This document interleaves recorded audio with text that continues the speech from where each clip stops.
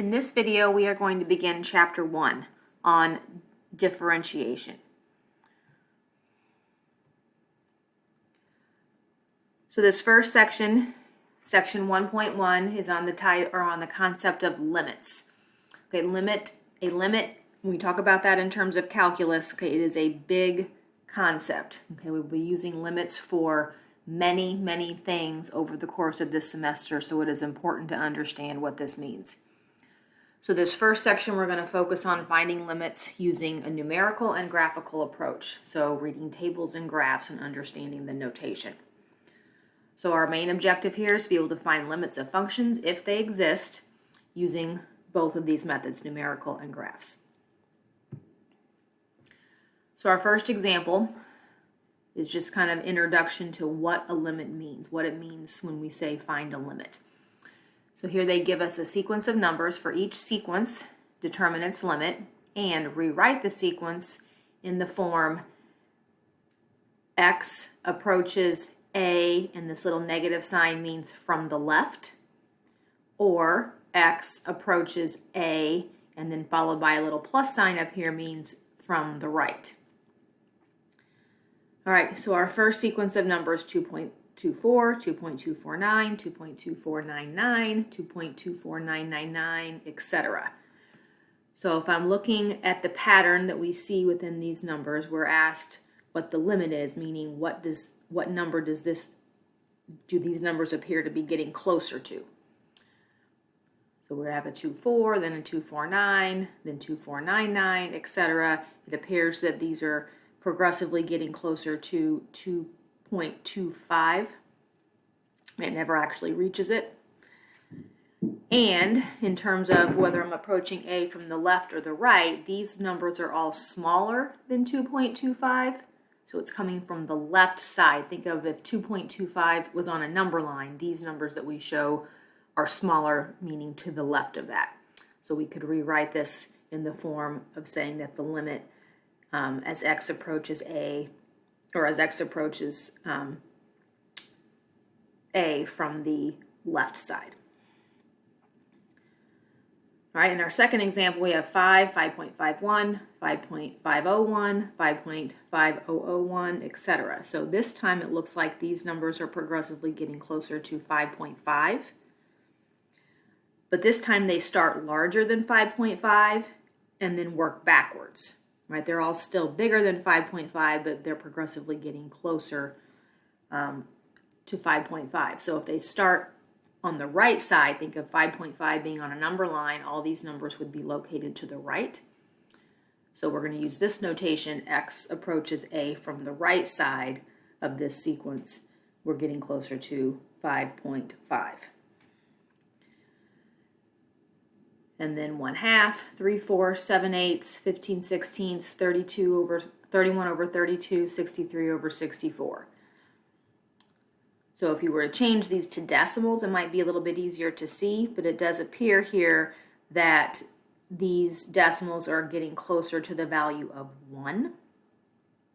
And they are starting off smaller than 1. So like think of this as 0.5, 0.75, right, etc. If you convert these to decimals, you'll notice that they're getting closer to the value 1, but starting on the left side, meaning that they're smaller, so we'll use the notation x approaching A from the left again.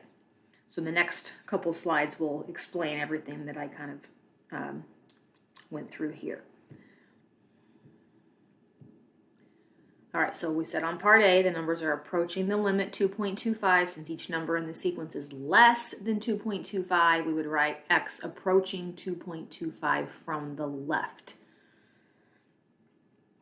And we would read that exactly like that. X approaches 2.25 from the left.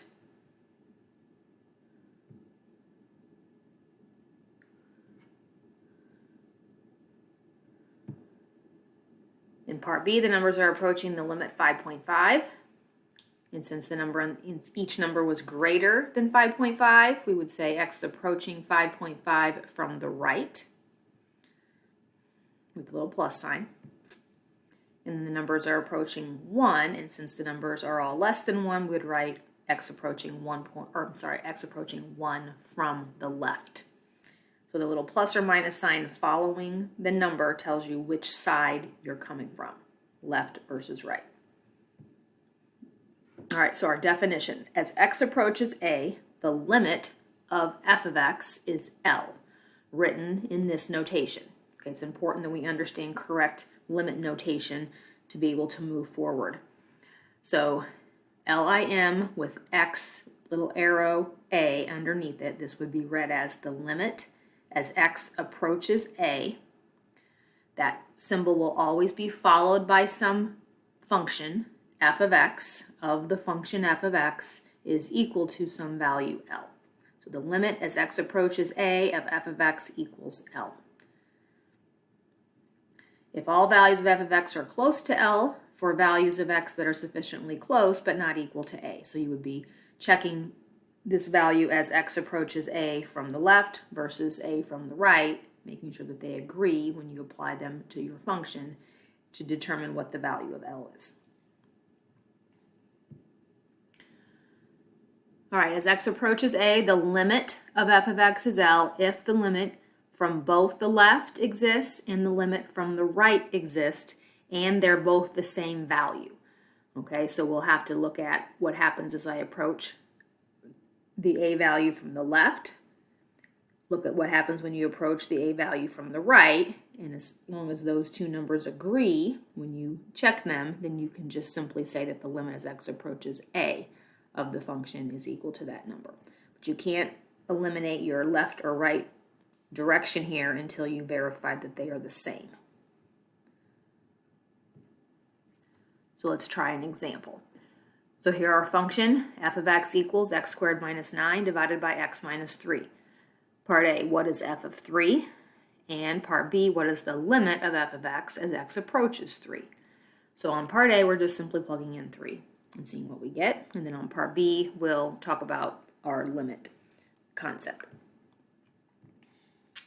So part A, since f of x is equal to x squared minus 9 over x minus 3, we're just going to substitute 3 in for x. So that would become, f of 3 would be 3 squared minus 9 divided by 3 minus 3 if I replace all the x's with the value 3.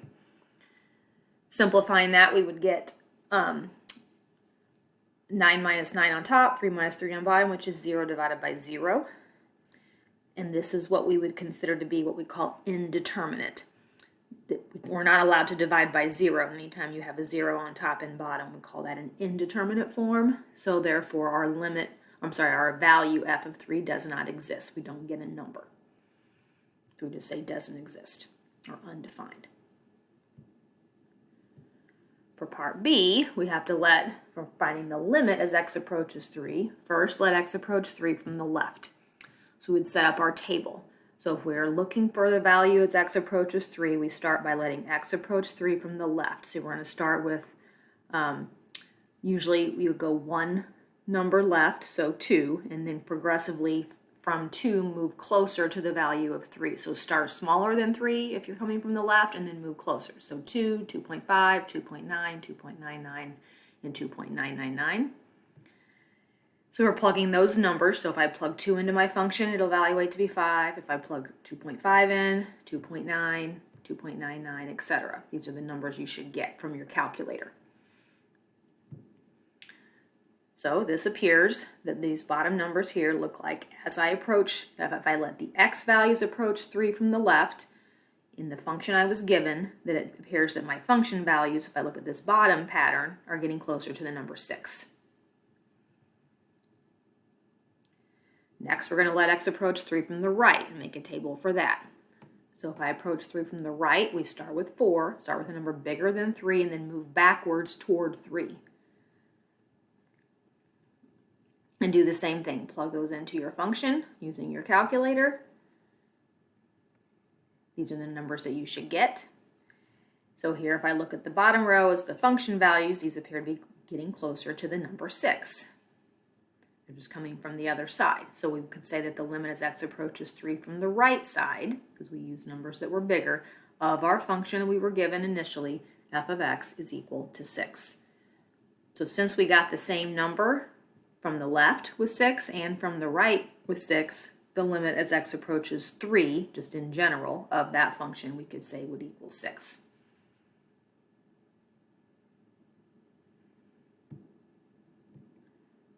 All right, our next example is a piecewise function. Consider the function given by h of x equals 2x plus 2 for x's that are less than 1 and 2x minus 4 for x's that are greater than or equal to 1. Graph the function and find each of the following limits if they exist, and when necessary state if it does not exist. All right, so the limit as x approaches 1 of this function. Limit as x approaches negative 3. So those are the two limits we're going to find. All right, so numerically, as x approaches 1, we start by seeing what happens as x approaches 1 from the left. So we're going to start smaller than 1 with 0 and then progressively choose numbers that get closer to 1 in our table. And the choices that you make here aren't necessarily that important as long as they follow the progression identified by this notation, that you're starting on the left and you're moving closer and closer and closer. And I would say at least 4 numbers or so to identify a pattern, or you could add more if you'd like. So if you plug those numbers they give us into the calculator, these are your results.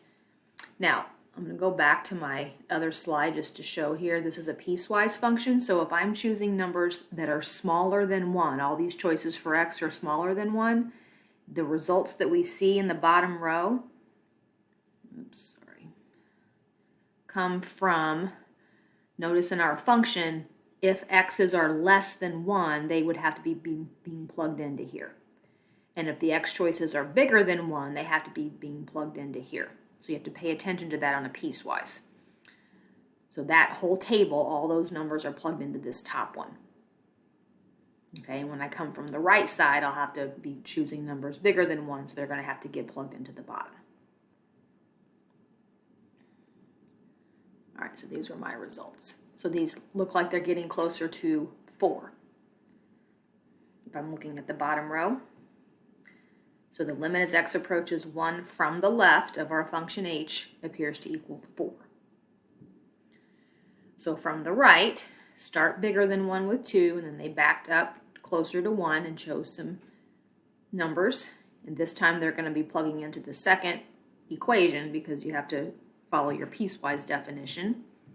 So when you plug into the equation that corresponds to all values that are larger than 1, these are the results. So these appear to be getting closer to negative 2 if I follow the pattern from the bottom, right? So the limit as x approaches 1 from the right of the function h of x equals negative 2. So since from the left we got 4, and from the right we got negative 2, the limit as I approach just 1 without a direction, we would say does not exist because these are not the same. They must be equal in order for this limit to exist. So the limit from the left exists, the limit from the right exists, but the limit in general does not. Right? If we did it graphically, which in your homework, if you're in my math lab, I believe most of the problems in there, they're going to give you a graph to look at. All right, so if you're looking at a graph, or if you had to generate the graph yourself of that piecewise function, it would look like this. We talked about graphing piecewise functions in the R chapter. So here on the graph, if I'm looking at a graph and I want to find the limit as x approaches 1 from the left of this function. So the x value of 1 is right here. So if I move to the left of that, over here, this is the piece of my graph, right, that corresponds to numbers on the left of 1. So if I start somewhere on the left, anywhere you want, and you follow your graph closer to 1, right, the graph moves upward, notice that the y values appear to be getting closer to 4 right here. So that's how we can look at the graph and determine our limit from the left. Is 4, and that's faster. If you're given a graph, it's much quicker just to look at it to identify your limit rather than to try to make a table. The limit as x approaches 1 from the right, again, here's 1. If you start on the right side, you move closer to the x value 1, so you follow your graph as you move left, right, and that takes you down. these numbers appear to be getting closer to -2.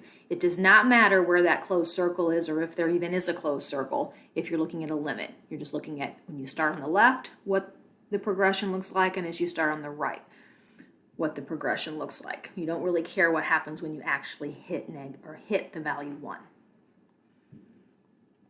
Right? So therefore, since we get two different numbers, right, it does not exist.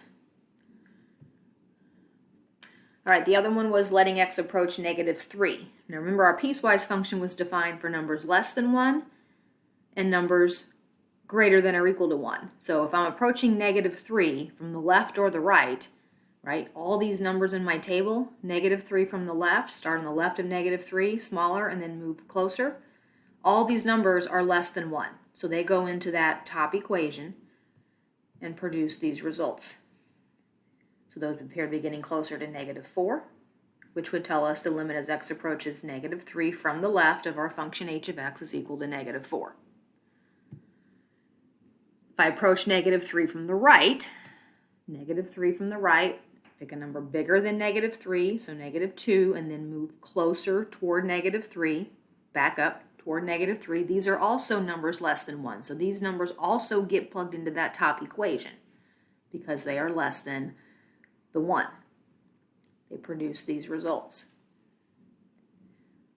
If I look at the bottom row, those appear to be getting closer to -4. So as I approach -3 from the right, of this function, we get -4. So since we approached -3 from the left and got -4, we approached -3 from the right and got -4, that would tell us that the limit as x approaches -3 is equal to -4 because these are the same.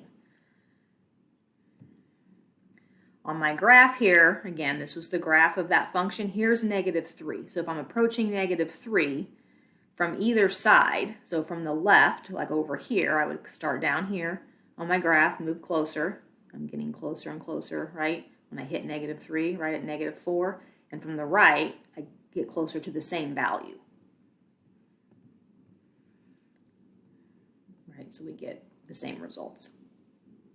In other words, if I drew a vertical line at that x value, right, there's no gap in between, which we'll talk about here in the next part here. All right, calculate the following limits based on the graph. So here we have a graph of some function. We're not given the equation, we're just showing the graph. We want to find the limit as x approaches 2 from the left, the limit as x approaches 2 from the right, and then the limit as x approaches 2. So let's just look at our graph here. Here's x equals 2, right? So from the left, we start on the left, right here. Follow the graph, closer to 2, our y values appear to be getting closer to 3. If I start on the right, move closer to 2, back up, my y values get closer to 3. So since they get closer to 3 from the left and the right, remember it does not matter what happens when I actually hit the value 2, just what happens is I'm moving closer. They're the same, right? They're both equal to the y value of 3, right? So that's going to be our limit. All right, so then they explain it here. As x approaches 2 from the left, we can see that we get closer to the value of 3. As x approaches 2 from the right, we also get closer to the y values of 3. Therefore, the limit as x approaches the value 2 is equal to 3. The value of a limit does not matter what happens at the x value. So the value f of 2 in this problem is undefined, right? F of 2, there's a hole here and there's no closed circle anywhere. So this function does not have a value at 2, but it does have a limit. The limit as x approaches 2 is equal to 3. All right, so the alternative approach to using a graph is what they call the wall method. All right, so you could draw basically a wall or a vertical line at the x value that you're approaching, and then follow your curve from left and right with your pencil until you hit the wall and mark that location using an X. And then you do the same thing from the other side, and if the X's land at the same spot, then that's your limit, and if they don't, we don't have a limit. So here's back to example that we had done earlier. So this piecewise function graph, if we were approaching 1, we would draw our wall, our vertical line at 1. From the left, follow your graph up to the wall, and here's the value, the x, so that's where the left limit was 4. On the right, follow your graph to the wall right here, put an X there. That's where that right-hand limit was -2. So the limit as X approached 1 didn't exist because these did not match. Versus putting your line over here when we were finding the limit as X approaches -3, put the wall at X equals -3. And notice from the left and the right, we approach this same spot. That X lands on top of each other. From the left it lands here, from the right it lands at the same spot, which is the Y value -4. That's a little bit more of a visual way to identify a limit, and faster sometimes. All right, so another example. Consider the function given by f of x equals 1 over x minus 2 plus 3. We want to graph the function and find each of the following limits if they exist, and if necessary, state that it does not exist. So we're going to do the limit as x approaches 3 of f of x, the limit as x approaches 2 of f of x. All right, so starting with the limit as x approaches 3. So we're going to start with letting x get close to 3 from both left and right. So if x is approaching 3 from the left, start with numbers smaller than 3. Pick a few. Plug them into the function. This was not a piecewise function, right? So if I plug those into the function, these are the results. So that appears that these are getting closer to 4. So the limit as x approaches 3 from the left is 4. From the right, pick numbers starting bigger than 3 and backing up. Again, the choices here don't matter as long as they start on the correct side and then they move back, either backwards or forward toward the number that we're getting close to. These are the results. So those also appear, if we look at the bottom row, to be getting progressively closer to the value of 4. So the limit as x approaches 3 from the right of f of x also equals 4. Therefore, the limit as x approaches 3 of f of x equals 4. All right, if I drew a graph of this function, this was a rational function, so this would be what the graph would look like. 1 over x minus 2 plus 3 would look like this. So my vertical line right here at the value 3, because we're wanting to know the limit as x approaches 3. From the left, we follow my curve and put an x right here, and from the right, we follow the curve and put an x on the line. But notice both x's land at the value 4. So from the left, we get 4. From the right, we would get 4. Thus, the limit as x approaches 3 of this function would be 4. All right, let x approach 2 from the left and the right. So 2 from the left, numbers less than 2. For moving toward 2, plugged into my function, gives me these values. Now notice here they just keep getting progressively smaller, right? And they start jumping with big gaps. So here we would say the limit as x approaches 2 from the left, we're not really getting closer to a single value, right? 1, -7, -9. So you can't just look at this last number. You have to look at the pattern, right? You're jumping, but you're progressively jumping by larger and larger numbers. And if you aren't sure, then try 1.9999 and you'll get an even larger negative number. So these are moving toward negative infinity. They don't always have to be moving toward a number, right? They could just be getting progressively smaller or larger. Next, we're going to do approaching 2 from the right. So choosing numbers a little bigger than 2 and then backing up. These would be the results. Notice the same thing is happening. This time, though, they're moving the other direction. They're getting bigger and bigger and bigger very quickly. So here we would say as I approach 2 from the right, this function appears to approach infinity, positive. Therefore, our limit as x approaches 2 of f of x doesn't exist because these are not the same. Again, notice when I'm approaching 2, 2 is the asymptote, the vertical asymptote of this graph. So from the left, if I approach 2 from the left, notice I see my numbers. This is getting closer to that vertical asymptote heading downward, negative infinity. So I don't ever land on that wall, right? I just get closer to it, but go up or down. Here I'm moving to the right side of 2. To follow my graph, I move up toward positive infinity, but I never actually cross it. So therefore, this one does not exist when I approach 2. So you can approach infinity or negative infinity as well as any number.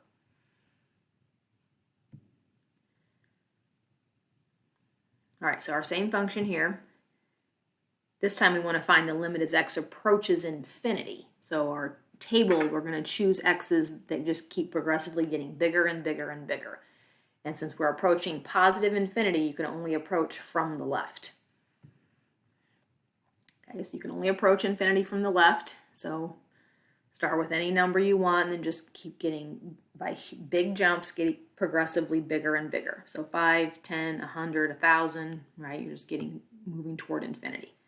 So if I plug those values individually into my function, these would be the results. Notice here we see the bottom row of our table appear to be getting closer to the value of 3. So the limit as x approaches infinity, in other words, as x gets bigger and bigger of this function, we appear to get the value of 3.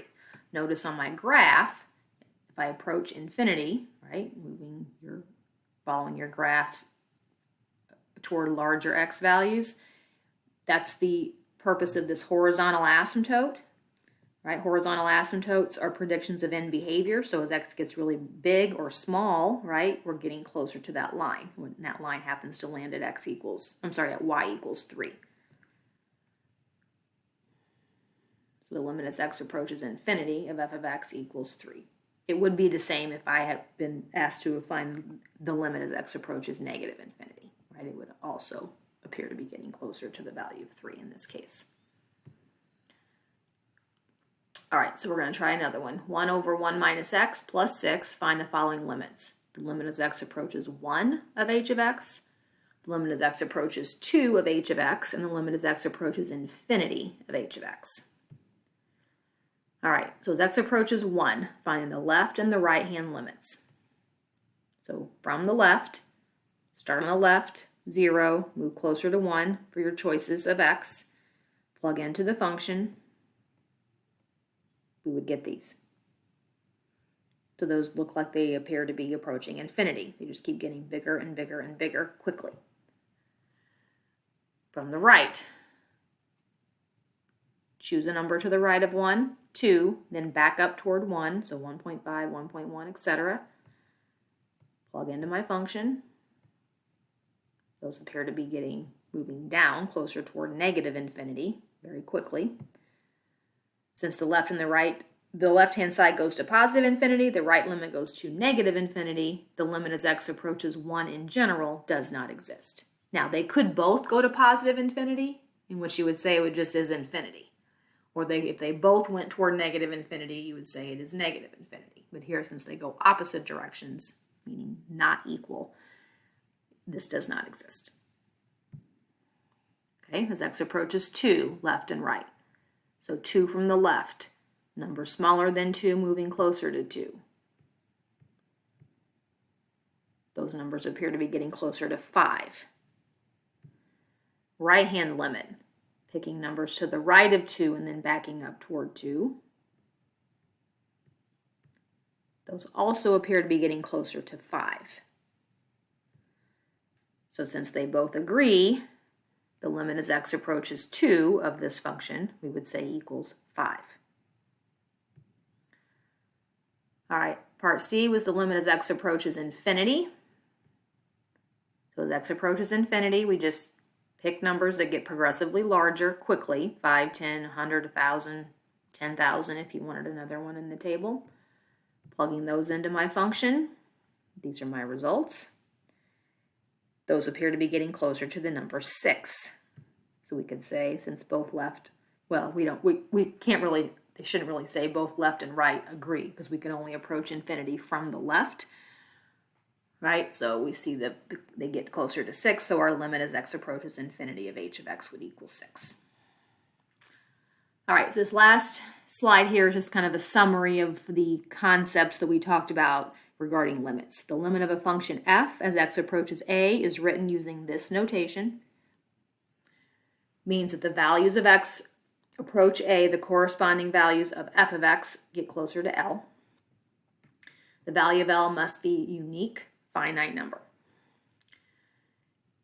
The left-hand limit is written. The limit as x approaches a from the left of f of x. The values of x are approaching a from the left, meaning that they're smaller than a. And we use this notation. The right-hand limit, written with the little plus sign following your a, means the values of x are approaching a from the right, or they're larger than a. If the left and the right-hand limits are not equal, then our limit does not exist. On the other hand, if the left-hand limits and right-hands are equal, then it does exist.